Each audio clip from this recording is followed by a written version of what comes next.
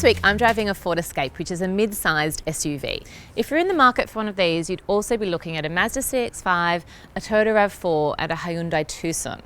I'm driving the middle-of-the-range Trend. It's a two-wheel drive petrol version. Let's see how it performed on my week of family driving.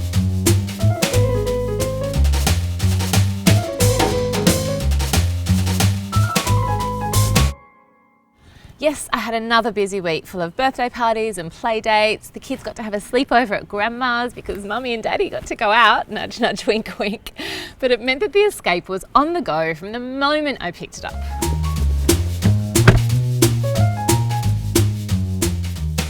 Driving in the car is nothing super special, but it's good. Everything is in its place and there are no fancy components that I have to work out. The visibility out the back is great and there are no major blind spots, which I know can be an issue in some of its competitors. It's not exactly zippy. It has a 1.5 litre eco engine, which is enough to get me up the hill near my house I test all cars on without too much trouble. It's not lagging, but it's not explosive either. And it makes me feel okay. Because it's not as high off the road as other SUVs, I feel like I'm driving something in between a hatch and an SUV. And you might like that, or you might not. But it's not as high, so I don't feel as safe as I would feel in other bigger SUVs. It's one of those cars that just does the job. So it's not super snazzy, but it will get you from A to B in a safe and economical way.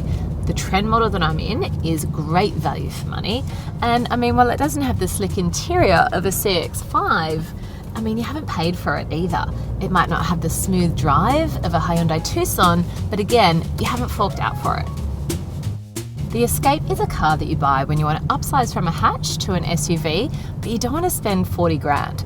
At 32 to 33,000, the Escape Trend that I'm driving is a great option.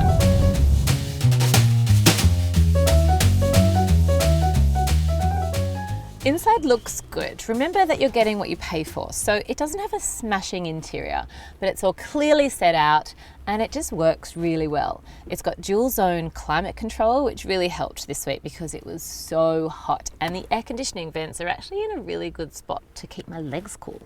The steering wheel is leather and the model that I'm in, the Trend, comes with fabric seats.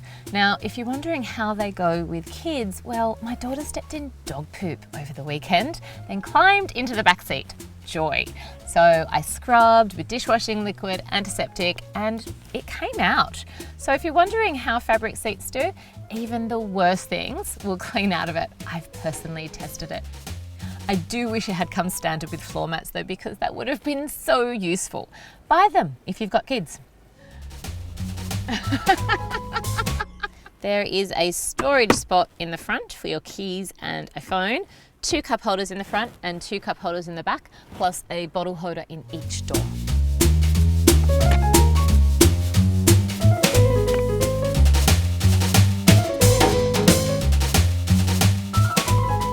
The Ford Escape comes standard with an 8-inch touchscreen and it also has Apple CarPlay and Android Auto, which just means that I instantly know how to use the tech as soon as I plug my phone in because all of the icons are exactly the same as on my phone. Now there is a digital radio as well, but the speakers are not that great. So I had a few long drives this week and I really wanted to turn the radio up and have a good sing-along, but I just couldn't because the speakers weren't fantastic. There is loads of room in the front. I've got plenty of leg space for me and my 185 centimetre husband also had enough leg space. Now the driver's seat positioning is manual and fairly basic, but it still gets me in a comfortable driving position.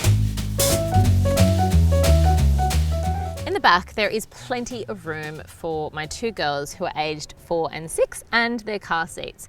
And while it's not huge, there's definitely enough wiggle room for me to sit in the middle of their car seats. So I'm quite little, I'm 161 centimetres, but a large child or a small adult will be comfortable back here.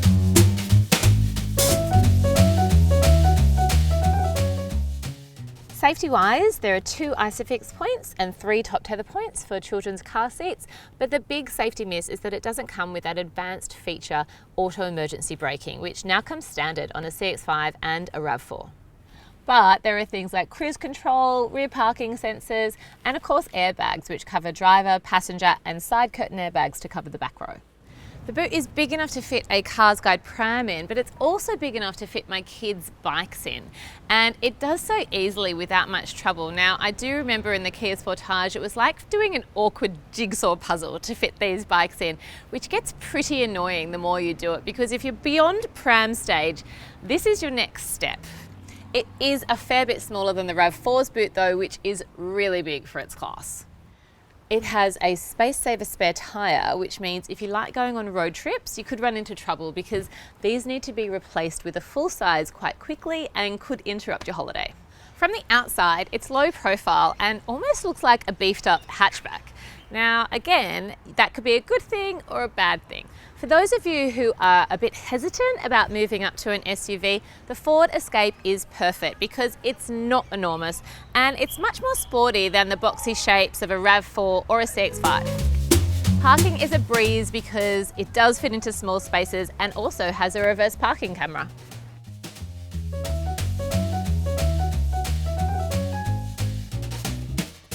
The Ford Escape Trend is great value for money. At this price, you'll have enough space for your family, enough get up and go, and you'll be comfortable for the whole journey. I gave it 7 stars out of 10, taking points off for no auto emergency braking and the styling in general. My girls gave it 7 lolly bags out of 10. They were a bit disappointed that I spent so much time cleaning up dog poop that they got to their birthday party late.